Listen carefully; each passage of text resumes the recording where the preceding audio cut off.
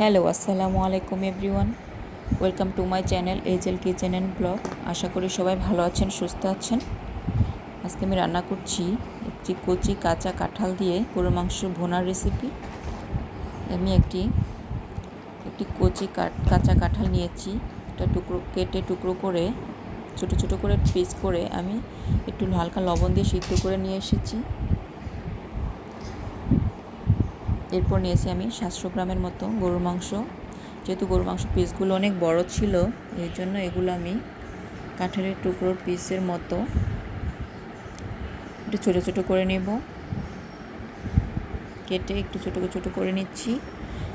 এই যে দেখুন, এভাবে ছোটো করে নিচ্ছি।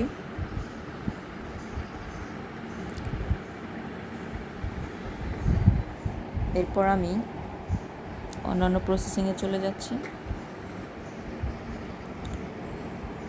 ভালোভাবে মাংসগুলো ধুয়ে পরিষ্কার করে নেওয়ার পর এখন রান্না করবো। এখানে আমি এলাচ, লবঙ্গ, দারচিনি সবগুলো গরম মশলা নিয়ে নিয়েছি।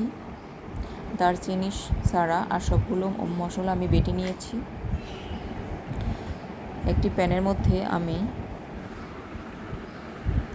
সরিষার তেল দিয়ে নিচ্ছি। আমরা যেভাবে অ্যাজ ইউজুয়াল গরুর মাংস রান্না করি বাসায়, ওইভাবেই আমি মাংসটা রান্না করে নেব। এখন পেঁয়াজ, কাঁচামরিচ কুচি দিয়ে নিচ্ছি। হালকা বাদামি রং হয়ে আসলে তারপর আমি মশলাগুলো দিয়ে দিব।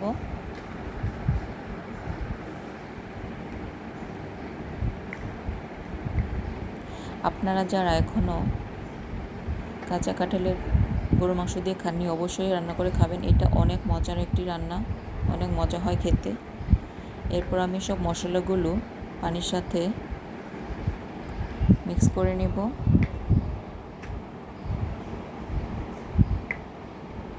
একসাথে মশলাগুলো মিক্স করে নেওয়ার ফলে মশলাটার কালারটা অনেক দারুণ আসে।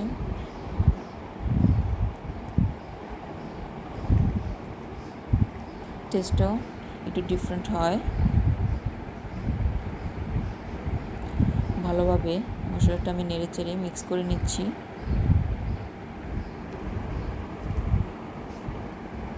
এই সময়ে অনেক বাজারে কাঁচা কাঁঠাল পাওয়া যাচ্ছে। আপনারা সবাই বাসায় কাঁচা কাঁঠাল দিয়ে গরুর মাংস রান্না করে খাবেন। চিংড়ি মাছ দিয়েও খাওয়া যায়, কিন্তু গরুর মাংস দিয়েই এটা বেশি মজা হয়। এরপর আমি তেলের মধ্যে মশলাগুলো দিয়ে দিচ্ছি। একটু নেড়েচেড়ে আমি কিছুটা পানি অ্যাড করব যেন মশলাটা পুড়ে না যায়। এখন এই মশলাটা আমি 5-6 মিনিটের মতো ভালোভাবে কষিয়ে নিব।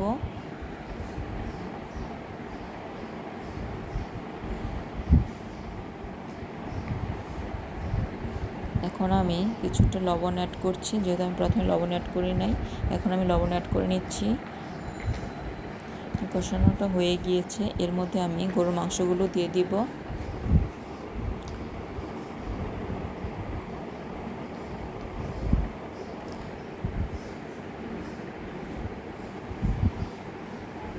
যারা আমার রেসিপিগুলো পছন্দ করেন, আমাকে অবশ্যই সাবস্ক্রাইব করে পাশে রাখবেন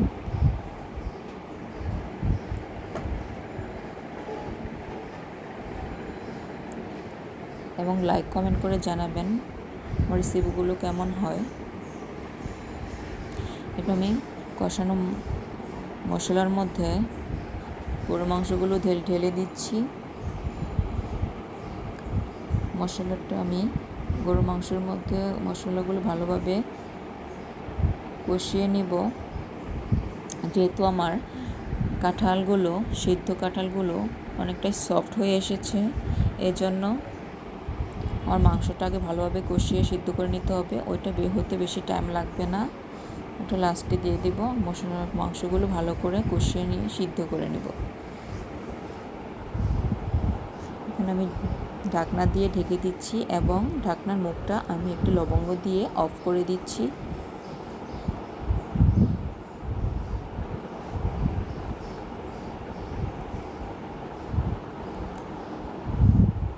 এখন আমি ঢাকনা খুলে হালকা নেড়ে চেড়ে দিব, যেহেতু আলাদা কোনো পানি অ্যাড করি নাই। মাংস থেকে যে পানিটা উঠে এসেছে ওটার মধ্যেই আমি কষিয়ে নিচ্ছি। আবার আমি ঢেকে দিচ্ছি। মিনিট কয়েক পর আমি আবার নেড়ে চেড়ে দিচ্ছি। মাংসটা আমার কষানো হয়ে গিয়েছে। এখন আমি সিদ্ধ করা কাঁঠালগুলো এখানে দিয়ে দিব। এখানে আমি 1 কেজি পরিমাণ কাঁঠাল নিয়েছি। সিদ্ধ করা কাঁঠালের পরিমাণ 1 কেজি রয়েছে।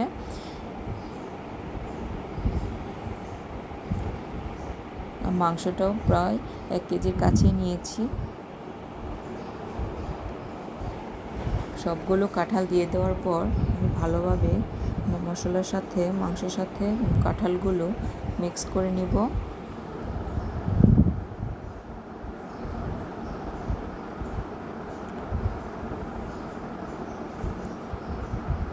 ভালোভাবে মিশিয়ে নিচ্ছি।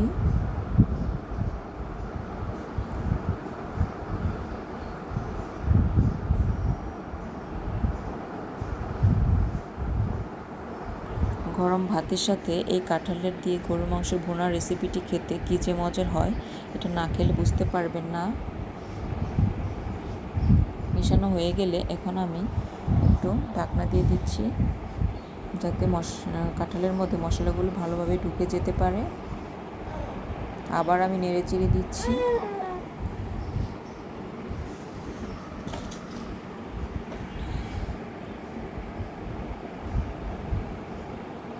আমি আরেকটু লবণ অ্যাড করছি, আমার কাছে কম মনে হয়েছিল। এরপর আমি আবার ঢেকে দিচ্ছি। আরেক পাশে আমি 1 কাপের মতো পানি গরম দিয়েছি।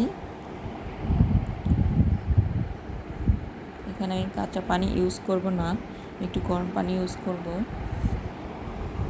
যদি মাংসটা দেওয়া হয়েছে একটু ভালোভাবে সিদ্ধ হয়, নরম হয়ে যায়। একটু গরম পানি অ্যাড করে নিচ্ছি। এরপর আমি একটু জাল দিয়ে নামিয়ে নিব।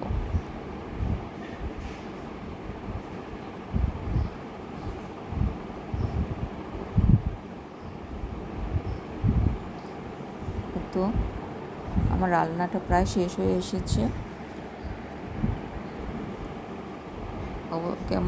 কেমন হবে রেসিপিটা অবশ্যই কমেন্ট করে জানাবেন।